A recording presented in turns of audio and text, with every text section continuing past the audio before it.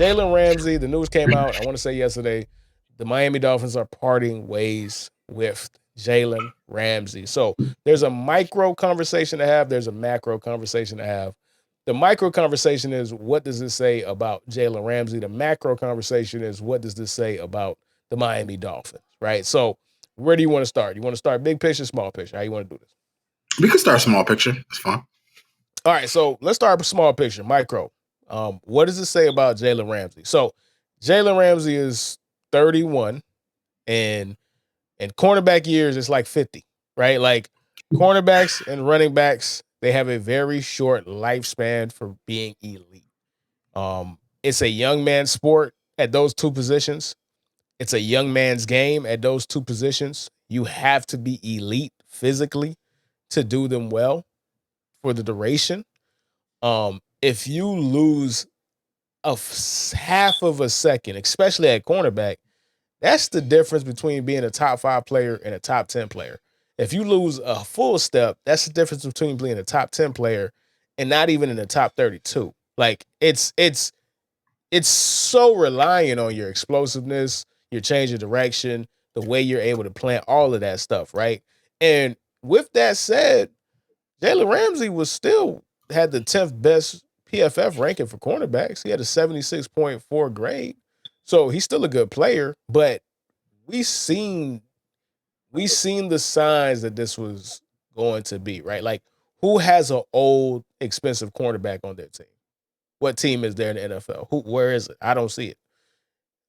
He's the only person over 30 that actually posted a PFF grade at cornerback in the at 76, over 75, over 70.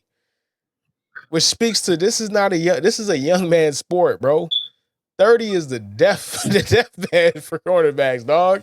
It's just like running backs, bro. 30 is the deathbed, man. So I don't know where he goes. I don't know if anybody trades for him. He's probably gonna get cut. I don't know what the finances is for the Dolphins. I couldn't find that information. But for Jalen Ramsey, it just is another sign that no matter how good you are, man, the NFL is a business, dude.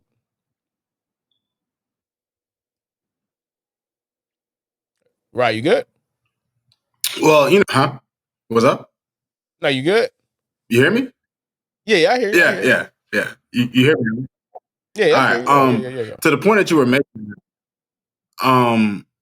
when it comes to Jalen Ramsey, Herbie, obviously he lost a step, right? Like that just comes with age, right? But he was still our best corner, Herbie. Jalen Ramsey was still a quality cornerback. He still made plays. Yeah, he got beat, but every corner gets beat, and he's obviously not in his prime. But Herbie, I still think that he's still good enough to go to another team and contribute, right? Like I don't think he's a guy that he'll go to another team and all of a sudden he'll just be a bum. And especially considering he wants to be traded, like, you know what I mean? But it just speaks to the volume of it just speaks to the point that you make, Herbie. A cornerbacks, the league goes younger and younger at cornerbacks because obviously it's a passing league, and if there's two things that you need in this league that are a premium, you need pass rushers and you need young corners that are actually able to keep up with all the speed and all the bullshit that offenses bring every Sunday. So, listen, when I heard that they were mutually parting ways, I thought it was kind of deeper, indicative of the team. And I'll get to that when we get to the macro point. But in terms of Ramsey, I enjoyed him while he was here. He made plays for us. He was our best corner. I'm just wondering about everything the Dolphins have going on here. But we were already thin at corner, and then we lose our best one, right? I'll get to that. When it comes to Ramsey, though, Herbie, if the Dolphins do trade him, I mean, a guy his age, what are we going to get for him? You know what I mean? Are we going to get a 4th round pick, a 5th round pick? Like, I don't see. I guess the Dolphins are trying to get something for him before they cut him. Maybe and that's the thing, Herbie. Teams know that if they don't trade for him, they could just wait for us to release him, right? So because they already know that they're parting ways. They know y'all are releasing him. Like, they know it. Like, you know what I mean?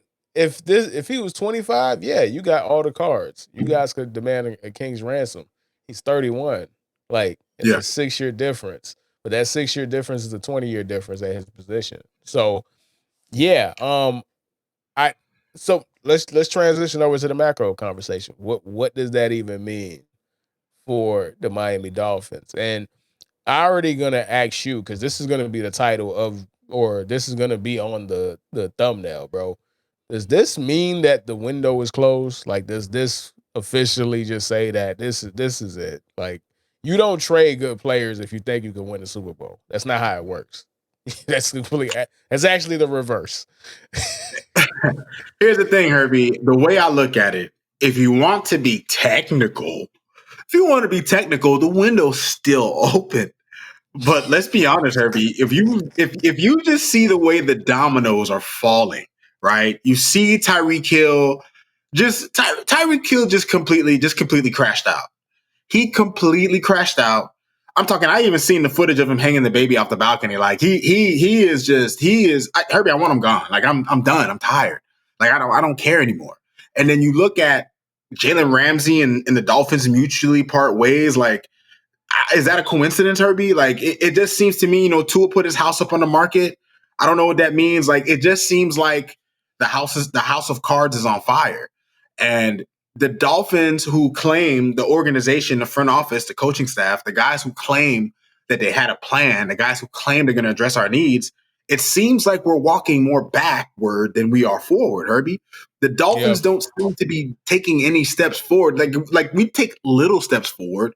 Okay, a little James Daniel here, a little I forget his name, the safety from Detroit here. Okay, we plug the little things here and there, but the draft isn't going to cover everything, especially if we don't have Ramsey. So to me, Herbie, you go into the season, it doesn't feel like they'll properly address the offensive line. The defense is good, and we've lost like 6 or 7 starters dating back to the last couple years. I mean, we let go of a lot of homegrown talent, Herbie. We let go of Van Ginkel.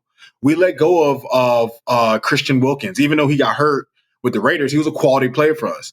We let go of Holland. Like, all of the quality play, and even though Holland hasn't played well in some time, at the end of the day, we had talent on this team and the Dolphins are famous for this, Herbie.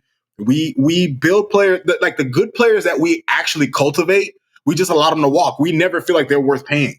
And if you look at the good teams, Herbie, they largely pay their homegrown talent because you can't always rely on free agency. And we are not a team that consistently hits on the draft like the Eagles, like the Ravens, like the good organizations. Yeah. So I look at what the Dolphins are doing in this Ramsey situation, and to me, it spells like there's just it stinks in the room, Herbie.